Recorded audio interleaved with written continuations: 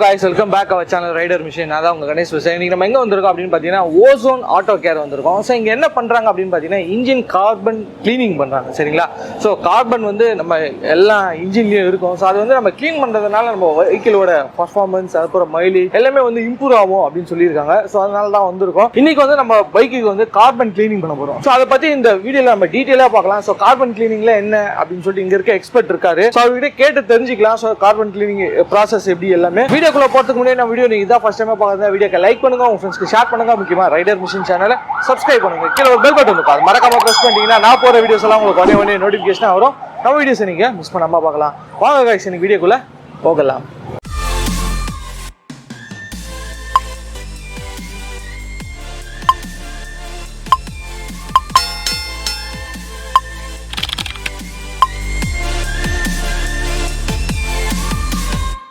இப்போ பார்த்தீங்கன்னா வந்து நம்ம இந்த கார்பன் கிளீனிங்கோட எக்ஸ்பர்ட் இங்கே இருக்காங்க சொன்னேன் இல்லையா? ஸோ அவர்கிட்ட ஃபர்ஸ்ட் கேட்டு தெரிஞ்சுக்கலாம். ஸோ ஃபர்ஸ்ட்டு அவர் வெல்கம் பண்ணிடுறேன். ஸோ வெல்கம் டு அவர் சேனல் சார். எப்படி இருக்கீங்க?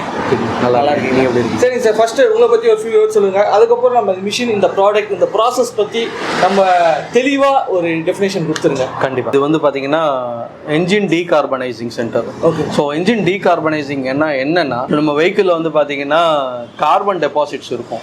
கார்பன் டெபாசிட்னா என்னன்னா நத்திங் பட் ஒரு வெஹிக்கிள் வந்து பார்த்தீங்கன்னா அன்பர்ன்டு ஃபியூல் வந்து ஃபார்ம் ஆகும். அன்பர்ன்டு ஃபியூல்னா என்னன்னா நம்ம உள்ள போகக்கூடிய பெட்ரோல் வந்து பார்த்தீங்கன்னா ஃபுல்லாக 100% எரியாது. ஸோ 70% எரிஞ்சிட்டு மீதி 30% வந்து பார்த்தீங்கன்னா அன்பர்ன்டு ஃபியூலாக ஃபார்ம் ஆகும். ஸோ அன்பர்ன்டு ஃபியூல் தான் வந்து பார்த்தீங்கன்னா நம்ம என்ஜின்குள்ளே இருக்கக்கூடிய பிஸ்டன், வால்வு, ஸோ சைலன்சர், இந்த மாதிரி இடங்கள்ல வந்து பார்த்தீங்கன்னா கார்பன்ஸாக டெபாசிட் ஆகிடும். இந்த கார்பன்ஸ்லாம் டெபாசிட் ஆகிறதுனால நமக்கு என்ன ஃபர்ஸ்ட்டு நமக்கு தெரியும்னா உங்களோட வெஹிக்கிளோட சவுண்டு வந்து மாற ஆரம்பிச்சிடும். ஓகே. செகண்ட் வந்து பார்த்தீங்கன்னா வைப்ரேஷன் இருக்கும். தேர்ட் வந்து பார்த்தீங்கன்னா உங்களுக்கு வந்து பிக்கப்பே இருக்காது வண்டியில். நீங்கள் புது வண்டி வாங்கினதுக்கும் ஸோ அது ஒரு 20,000 to 30,000 கிலோமீட்டர்ஸ் ஓடினதுக்கு அப்புறம் அதனோட பிக்கப் வந்து பார்த்தீங்கன்னா நிறையவே டிஃப்ரென்ஸ் இருக்கும். அதுக்கு அடுத்து வந்து பார்த்தீங்கன்னா மெயினாக நம்ம ஃபேஸ் பண்ணக்கூடியது வந்து பார்த்தீங்கன்னா மைலேஜ் ப்ராப்ளம். ஓகே. மைலேஜ் வந்து பார்த்தீங்கன்னா எக்கச்சக்கமாக உங்களுக்கு வந்து பார்த்தீங்கன்னா பெட்ரோலை குடிக்க ஆரம்பிக்கும். ஒன் ஆஃப் த ரீசன் வந்து பார்த்தீங்கன்னா இந்த கார்பன் டெபாசிட். இந்த கார்பன் டெபாசிட் இதுக்கு முன்னாடி வரைக்கும் பார்த்தீங்கன்னா நம்ம வந்து இது ஒரு மெக்கானிக் ஒரு கேரேஜில் கொண்டு போய் கொடுத்தோம்னா அவங்க என்ன பண்ணுவாங்கன்னா நம்ம வந்து இன்ஜின் போர் இறக்கிட்டு தான் சார் பார்க்கணும், இன்ஜினை டிஸ்மேண்டில் பண்ணி தான் நம்ம இதை வந்து க்ளீன் பண்ண வேண்டியது இருக்கும் அப்படின்னு சொல்லுவாங்க.